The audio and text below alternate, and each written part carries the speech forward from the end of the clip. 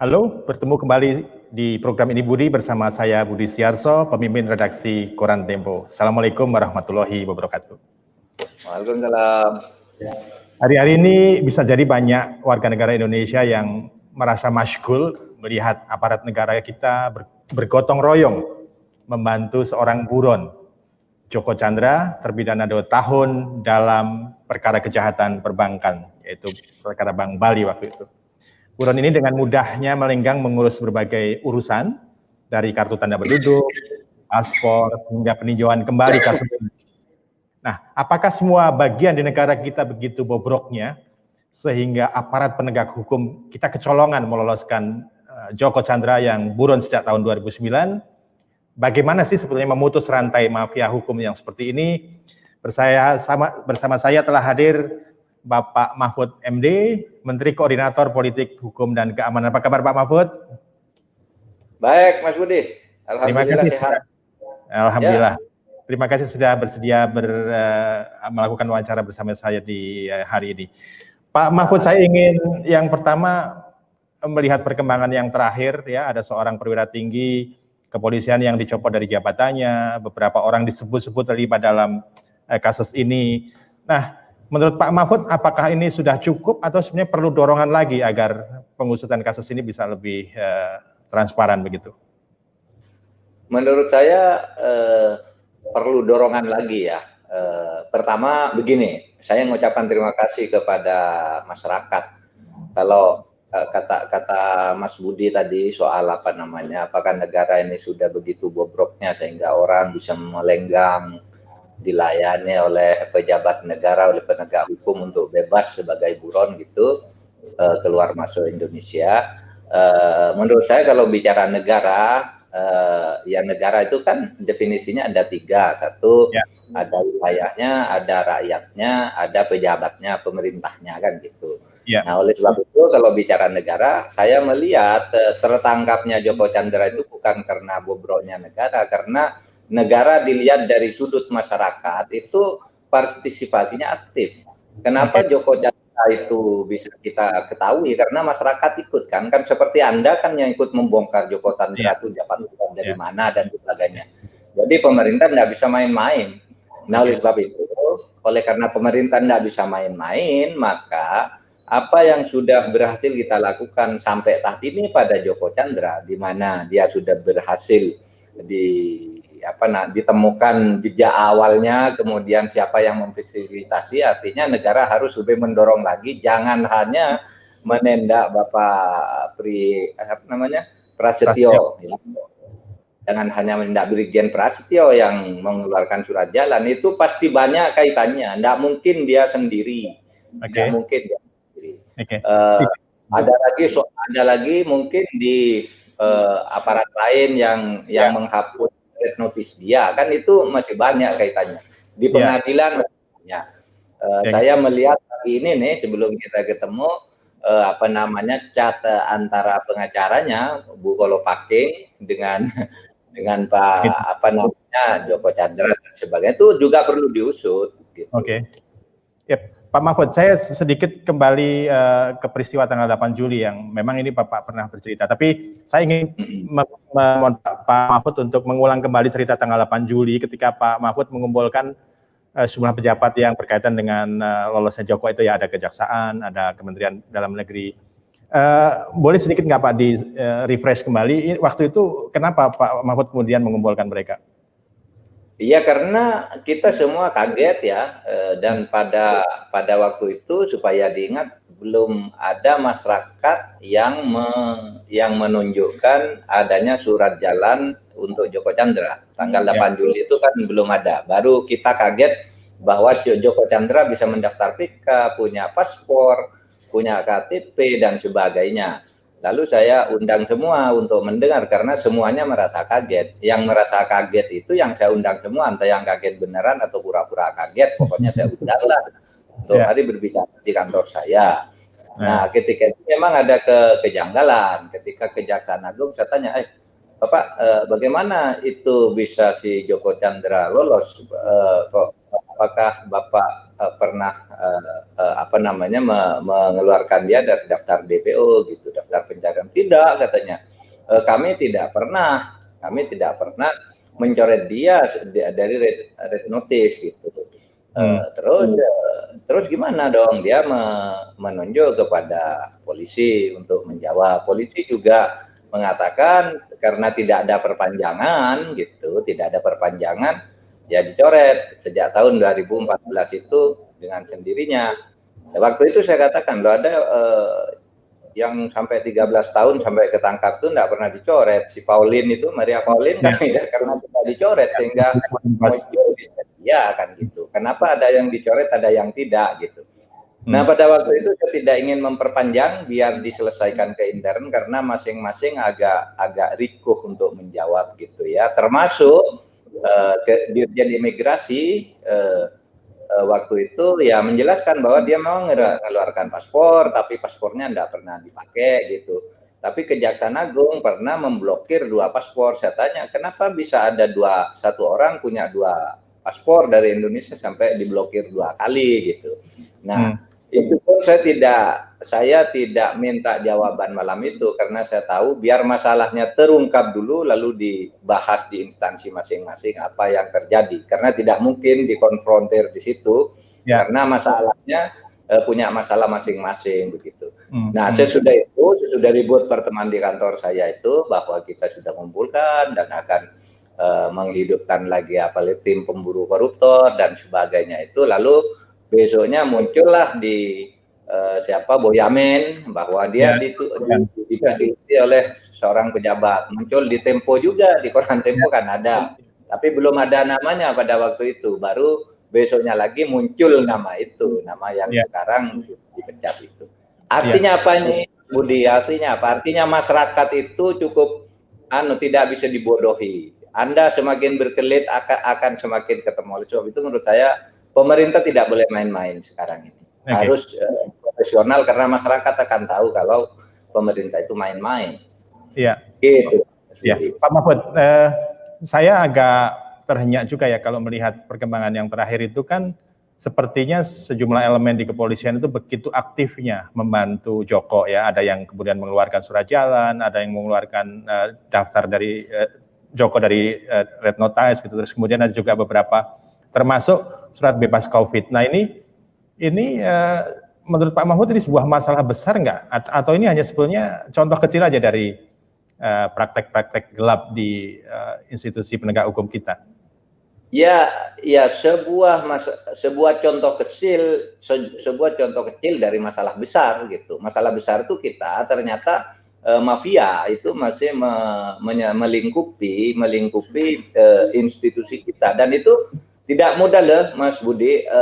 Saya ingin sampaikan, kalau pemerintah, terutama Presiden Jokowi itu sudah tegas sejak awal. Pokoknya jangan ada mafia. Kalau ada pelanggaran itu ditindak tegas. Oke, gitu kan arahannya. Tidak bisa Presiden itu masuk ke teknis. Ketika masuk ke teknis, itu urusan saya sekarang mengkoordinir lebih jauh. Nah, sesudah mengkoordinir lebih jauh, lalu ketemu institusi masing-masing. Ada di kejaksaan, ada di kepolisian, ada di dalam negeri, ada di Kumham, di imigrasi. Itu punya masalah masing-masing, sehingga memang tidak bisa serta-merta. Sementara birokrasi itu berjalan sudah lama. Ini ada warisan-warisan lama. Coba bayangkan Anda nih tahun 2009 yang bermain itu dari tahun ke tahun mungkin orangnya sudah berganti-ganti mafianya gitu. Sehingga tidak bisa kita nangkap sekarang seseorang lalu disalahkan kepada yang sekarang juga. Karena ini sambungan aja, dan kadang-kala itu membebani untuk mencari ini menyangkut siapa. Kalau saya pencet di sebelah kanan, ternyata di sebelah kiri ada juga. Sesudah di sebelah kiri tangkap, ternyata yang di depan kita juga berteriak, di belakang kita, dan seterusnya. Jaringannya ini banyak. Oleh sebab itu, semuanya harus sabar menangani ini, tapi semuanya jangan main-main. Masyarakat itu sekarang tidak bisa dibodohi gitu. Anda berbohong, besok akan ketahuan. Anda berbohong, ketahuan. Semula itu kan saling tuding, ini siapa. Akhirnya muncul Boyamin, muncul IPW, muncul koran Tempo dan sebagainya. Itu yang kemudian memberitakan bahwa ada yang memberi surat jalan dan juga. Sesudah surat jalan ditemukan lagi soal-soal lain. Nah, oleh sebab itu tidak bisa berbohong, harus profesional gitu. Ya, Pak Mahfud ini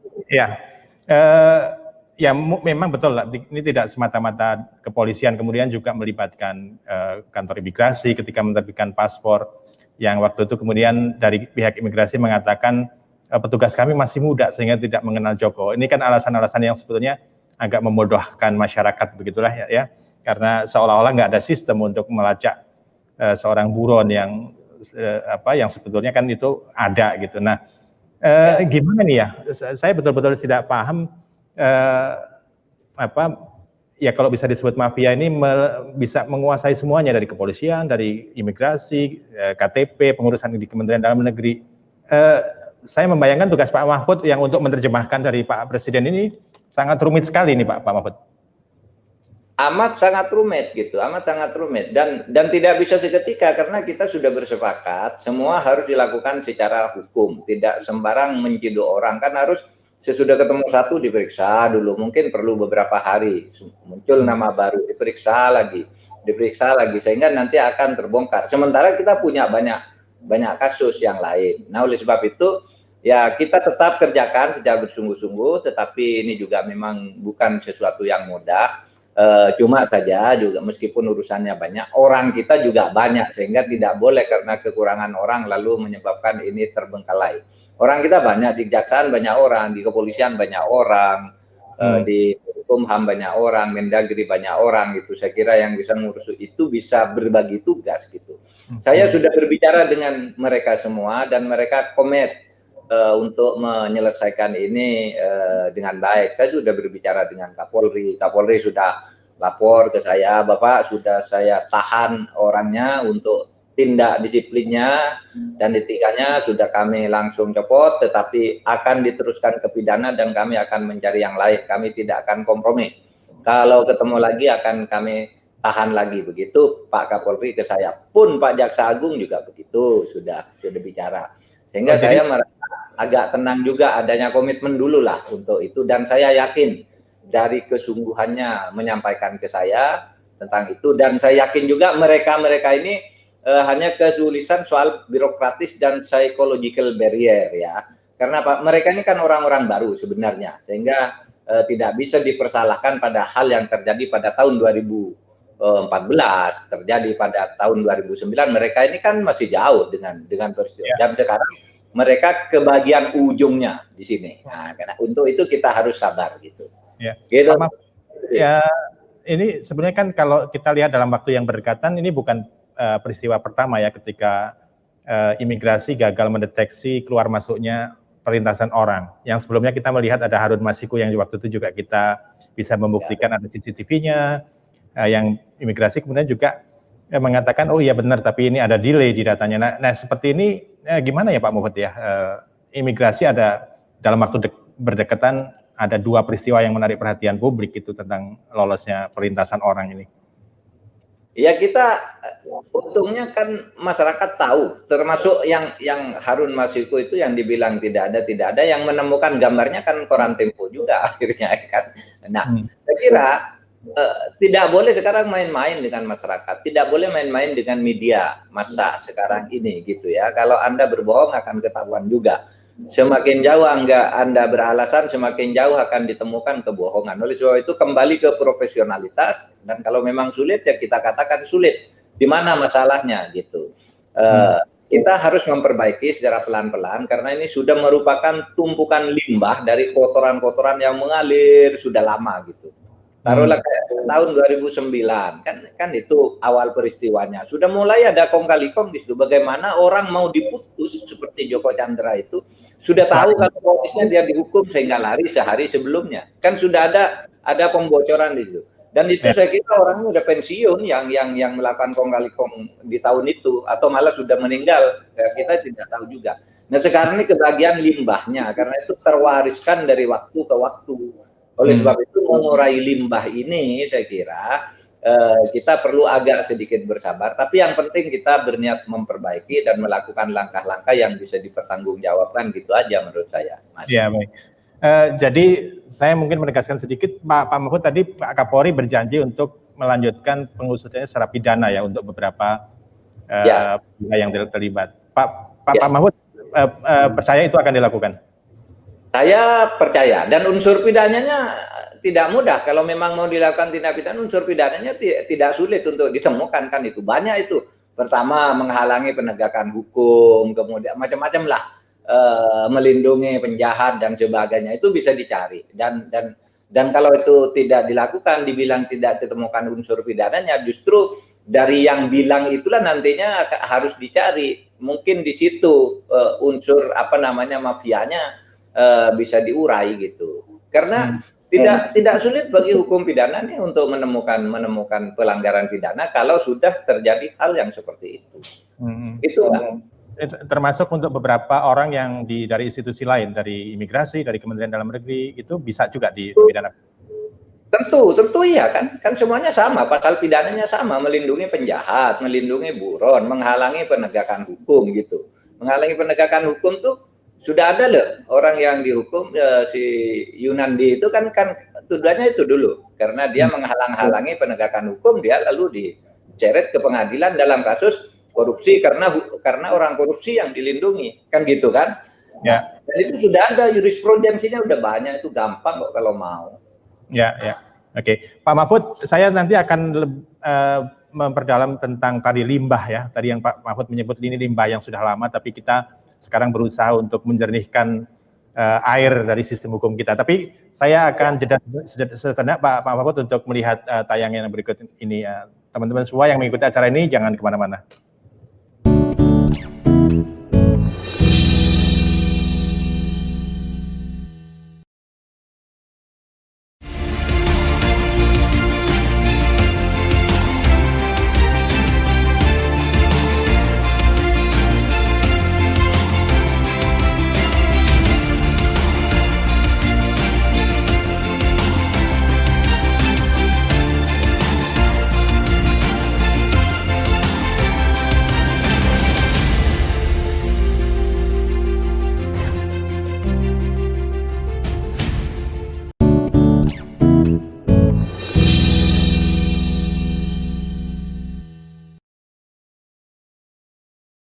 Masih bersama saya Budi Setiarso, pemimpin redaksi Koran Tempo dalam program Ini Budi, Joko Chandra dan Mafia Hukum Kita. Bersama Menteri Koordinator Politik, Hukum dan Keamanan Bapak Mahfud MD. Pak Mahfud, tadi Pak Mahfud sudah menyinggung tentang limbah. Jadi ini menurut Pak Mahfud, apa yang kita sebut sebagai mafia hukum ini sebenarnya sudah lama. Termasuk dalam kasus Joko Chandra itu sejak 2009 ketika menjelang putusan tiba-tiba dia sudah lari ke luar negeri. Sehari sebelumnya kalau lebih tepatnya. Nah, ini artinya Bapak melepaskan tanggung jawab kepada rezim sebelumnya atau gimana nih Pak Mahfud? Rezim ini kan era reformasi juga tahun 2009, itu belum lama. Ya.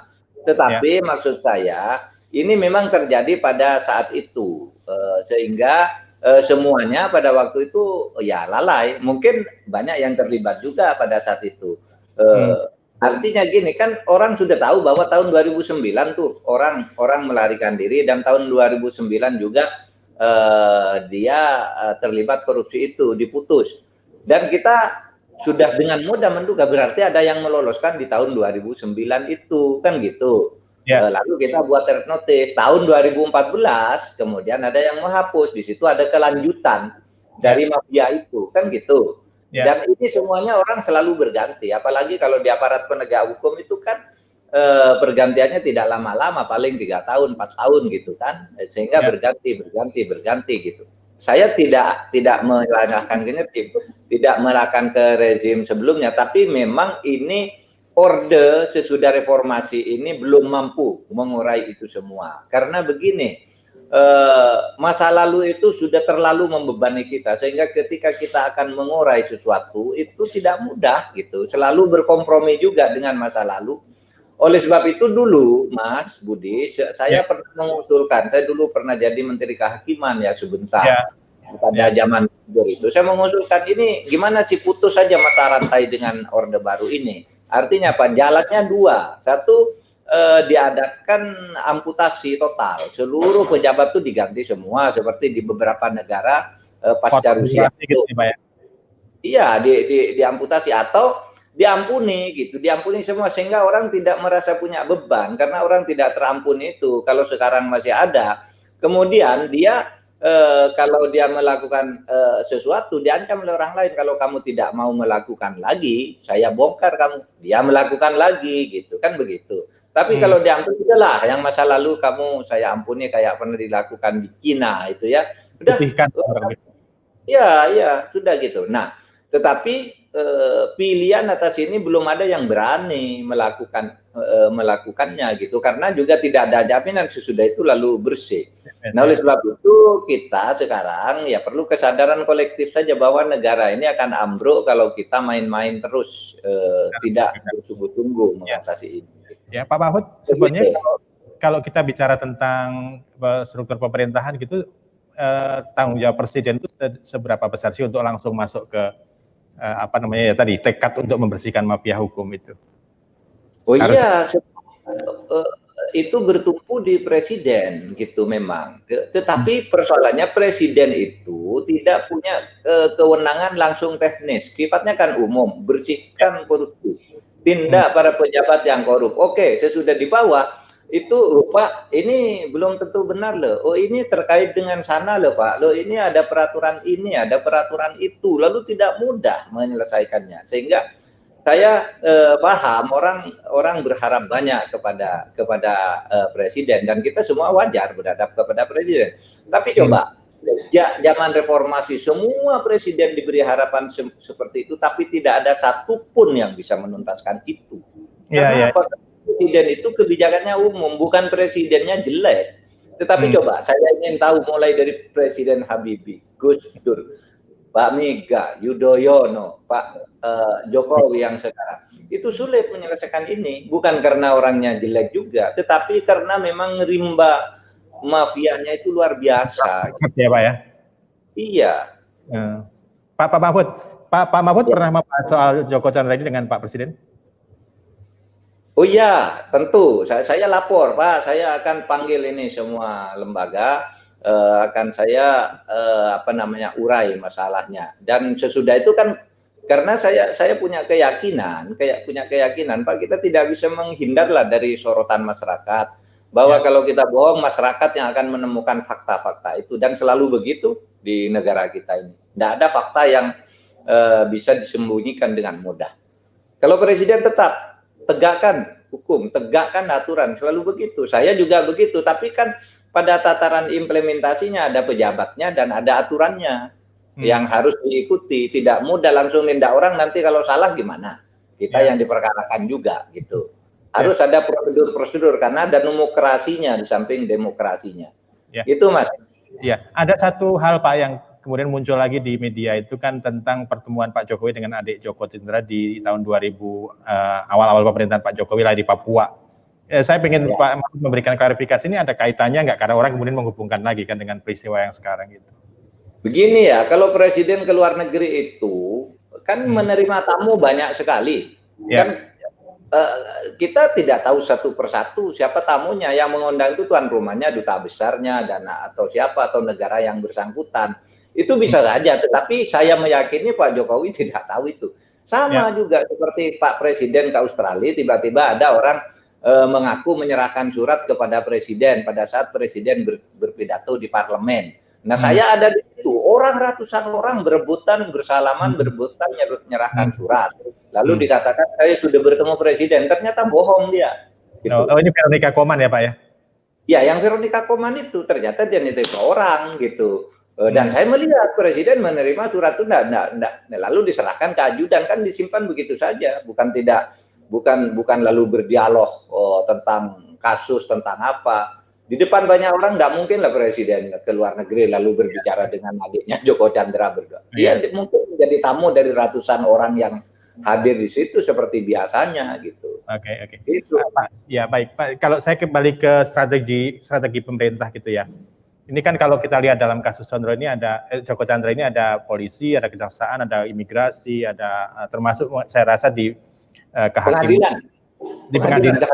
Iya. Nah ini kalau menurut Pak Mahfud mana dulu yang harus dibersihkan, apakah polisinya, kejaksaannya, atau sisi peradilannya gitu? Dan apakah bareng-bareng? Simultan Pak, karena ini merupakan satu rangkaian. Coba kalau kita mau berpikir jelek, kan begini, dia mau datang ke pengadilan pada saat itu Bisa diduga karena sudah ada yang mengatur nanti di Mahkamah Agung dia dibebaskan. Kan begitu dengan PK. Karena syaratnya PK itu dia datang ke pengadilan negeri sekali menyatakan bahwa saya PK, hadir sendiri, orang sudah itu lari serahkan ke Mahkamah Agung nanti yang akan memutuskan. Kita kalau berpikir nakar itu sudah ada yang ngatur, nanti bebas di sana. Nah kalau itu bebas, celaka Pak kita. Padahal kita sudah menyita harta dia 540 miliar lebih. Ya. Kalau tiba-tiba dibebaskan, negara harus mengembalikan lagi dan negara dipermalukan kan. Nah oleh sebab itu sebaiknya ini orang segera ditangkap gitu. Segera ditangkap menurut saya. Ya, itu Pak. Jadi menurut Pak Mahfud, ini adalah rangkaian yang sudah dirancang dari awal gitu. Jadi ada waktu itu kan PK dia juga, ada gugatan di MK, kemudian ada pengajuan PK yang harus didatangi hanya satu kali ya Pak ya? Iya, hanya satu kali. Jadi begini Pak, di pengadilan tuh ada istilah diterima, ada istilah dikabulkan.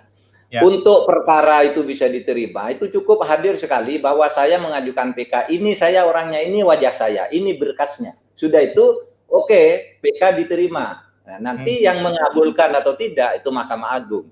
Nah, pada saat akan diterima atau tidak, inilah sudah terendus,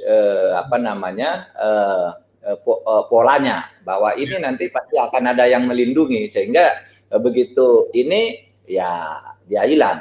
Dan saya takjub orang ini usahanya kan luar biasa. Di majalah Anda, majalah Tempo itu kan dia sudah dilindungi oleh seorang jaksa agung dari negara asing kan. Ada jaksa agung negara asing yang datang ke jaksa agung kita minta agar Joko Chandra dibebaskan tapi ditolak. Itu waktu jaksa agung Pak Prasetyo. Begitu Pak Prasetyo datang juga ada seorang pejabat memanggil dia, memintakan dia membebaskan. Berarti ini rangkaiannya udah lama Pak. Makanya harus dicari semua ini. Gitu.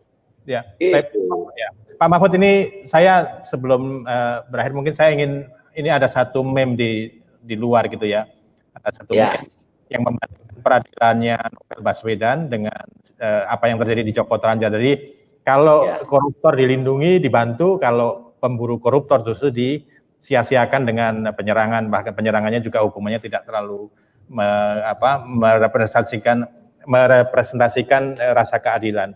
Nah ini gimana Pak Mahfud ya tentang hal yang seperti ini? Ini ada satu perkara Novel, ada Joko yang kemudian dikaitkan. Ya enggak apa-apa, itulah yang saya katakan masyarakat itu cerdas. Rasanya seumpama saya jadi rakyat biasa, saya itu meme itu mewakili perasaan saya juga. Bagaimana sih orang koruptor dilindungi, yang menjadi yang pembabat koruptor tidak terlindungi, itu suara masyarakat, kita tampung saja gitu. Tetapi proses hukumnya tetap akan dilakukan dengan sebaik-baiknya sejauh yang bisa kita lakukan. Gitu Pak. Ya, waktu itu Pak Mahfud juga sempat sedikit cerita tentang pertemuan Pak Mahfud dengan Pak Jokowi ya, yang menanyakan ke Novel ini. Gimana Pak, boleh diceritakan kembali? Iya, waktu Pak Novel Baswedan itu diadili, kemudian muncul bahwa Novel Baswedan itu penyiramnya hanya dituntut 1 tahun. Saya ditanya oleh Pak Jokowi, Pak Mahfud gimana itu Novel Baswedan, saya loh yang dibully oleh orang, seakan-akan saya ini enggak tahu urusan tuntut menuntut gitu. Itu kata Presiden gitu. Saya tahu juga bahwa kalau orang lain nyeram orang itu tuntutannya dan hukumannya banyak. Lalu Pak Presiden tolonglah diselesaikan. Kalau saya, kata Pak Presiden, saya kan tidak disebut campur yang begitu itu gitu. Jadi jadi Pak Presiden betul-betul bertanya itu soal kenapa Novel dituntut 1 tahun ya Pak. Nanti saya tanya, saya bilang itu kan ada alasan hukum tentu yang bisa diajukan oleh jaksanya dan lain-lain gitu. Nanti kan waktu itu saya katakan ke Pak Presiden, apakah bisa Pak Mahfud, kata Presiden, orang dituntut ringan lalu rasa keadilan tidak terpenuhi, terus nanti dihukum lebih berat. Banyak Pak yang terjadi begitu, gitu. Di kejaksaan Pak Artijo itu sering menghukum orang dihukum 7 tahun jadi 12 tahun. Kemudian yang dulu Polikarpus itu dari 4 tahun jadi 20 tahun dan sebagainya, itu bisa Pak, saya bilang. Nah, waktu itu saya hanya bisa mengatakan begitu karena betul-betul kita tidak boleh ikut pada teknis pengadilan. Nggak bisa. Presiden juga hanya mengatakan tegakkan keadilan, penegak hukum harus tertib, tapi dia kan tidak bisa membuat tuntutan sendiri, tidak bisa menghukum sendiri, tidak boleh. Kalau itu melakukan, dia malah melanggar hukum kan Presiden. Pun saya begitu. Ya, begitu. Ini kan kemarin juga pengadilan sudah memutuskan menghukum penyerang novel itu dengan 2 tahun dan 1,5 tahun. Ini memang lebih tinggi daripada tuntutan jaksa. Tapi anehnya adalah bahwa jaksanya justru pikir-pikir, tapi terdakwanya langsung menerima. Ini kayaknya secara logik agak susah diterima. Nih, menurut Pak Mahfud, persidangan novel ini ada nggak sih bau-bau ada mafia hukumnya gitu? Ya, ini saya agak spekulatif pertanyaannya Pak Mahfud. Ya mungkin juga ya, saya tidak tahu. Jangan-jangan tuh juga merupakan juga bagian dari mafia yang besar dan sebagainya. Kita kan tidak tahu yang persis seperti itu. Tetapi hukumnya, prosedur formalnya itu sudah semuanya sah dilakukan menurut pengadilan, jaksa menuntut, hakim memutus, kemudian terpidana atau terhukum menerima. Jaksanya pikir-pikir itu prosedur hukumnya udah terpenuhi formalnya, tapi rasa keadilannya kan ada di kita, tidak tahu apa yang dibalik itu semua. Pokoknya kita ingin semuanya berjalan baik. Oke. Baik Pak Mahfud, ini untuk closing statement Pak Mahfud, ini sebenarnya penegakan hukum termasuk bagaimana mafia hukum ini dibersihkan. Ini kan sebenarnya sangat-sangat mempengaruhi keberhasilan pemerintahan Pak Jokowi yang selalu menekankan investasi dari luar terutama ya. Nah, bagaimana kita bisa menarik investasi kalau penegakan hukum di kita ini juga masih banyak tadi diwarnai oleh limbah-limbah kalau menurut Pak Mahfud. Ini gimana menurut Pak Mahfud? Apa yang sekarang harus dilakukan secara lebih detail gitu? Tidak hanya tekad untuk membersihkan peradilan, tapi actionnya perlu apa gitu menurut Pak Mahfud? Oke. Saya mendengar pertanyaan Anda agak terbata-bata, sulit menanyakannya kayaknya. Seperti saya agak sulit menjawabnya gitu. Karena begini, kita tahu menghadapi ini negara demokrasi. Seorang yang mempunyai keinginan baik seperti saya atau Presiden saya dan Mas Budi gitu, kan belum tentu orang yang ngajak kita baik itu belum tentu juga baik. Sehingga di dalam negara demokrasi kalau kita ingin gitu, lalu teman kita yang seberang sana ingin lain, lalu yang di seberang sana ingin lain lagi, yang seberang sana ingin lain lagi gitu, kan susah memang cepat. Oleh sebab itu bagi saya yang diperlukan itu kesadaran kolektif agar negara ini tidak ambruk. Dan orang seperti saya, seperti Mas Budi, bahkan seperti Presiden, itu kan sudah mulai dari diri sendiri dulu. Diri sendiri bersih dulu, diri sendiri bersih. Kalau lalu bisa ke depan sekurang-kurangnya kita berbicara meskipun tidak bisa ikut ke ke tingkat teknisnya. Nah, kalau Anda sebagai wartawan kan lebih enak ya, dapat data ini langsung aja disiarkan gitu. Gitu kan enak, itu gitu. Itu bisa dilakukan. Tapi kalau seperti saya ambil tindakan kan harus berdasar kewenangan tertentu yang dimiliki. Pak Mahfud, kalau kembali ke pribadi-pribadi kan jadinya nggak sistematis, agak susah. Kalau menurut saya agak lama itu untuk membersihkan peradilan kita jadinya. Kalau kembali ke pribadi. Oh memang iya. Pada akhirnya kan kita harus mempunyai grand design. Grand design-nya kan sudah jelas bahwa hukum harus ditegakkan. Dan bagaimana cara menegakkan hukum, policy umumnya ditentukan oleh Presiden. Kemudian kalau mau dituangkan dengan undang-undang tidak bisa dibuat oleh Presiden sendiri, harus bersama DPR. Nah ketika bersama DPR ini udah banyak ini warnanya. Nah kalau kita buat sepihak, artinya sudahlah Presiden lakukan apa aja yang maunya. Nah kalau kita maunya begitu kan gampang menjadi orde baru lagi dong. Kalau menjadi orde baru lagi gampang. Serahkan semua kekuasaan kepada Presiden, gebuki semua yang tidak benar. Sehingga kalau saya tidak benar juga tidak bisa diapa-apakan oleh orang lain. Nah itulah persoalan demokrasi dan kita harus bersabar dengan itu. Gitu. Baik Pak Mahfud, terima kasih sudah memberikan gambaran tentang tapi betapa sulitnya menghapus limbah-limbah ya mafia dari institusi penegak hukum kita tanpa usaha pembenahan yang kuat, yang serius. Saya kira termasuk di di ranah personal kalau menurut Pak Mahfud tadi, praktek gelap semacam ini saya yakin pasti akan terus berlangsung dan kita akan mendapatkan pengadilan yang susah ya untuk memenuhi rasa keadilan di masyarakat. Terima kasih sekali lagi Pak Mahfud sudah bergabung di acara ini. Terima kasih kepada semua yang mengikuti acara ini. Kita bertemu di program-program selanjutnya. Saya Budi Siarso, pemimpin redaksi Koran Tempo, mohon pamit dan assalamualaikum warahmatullahi wabarakatuh.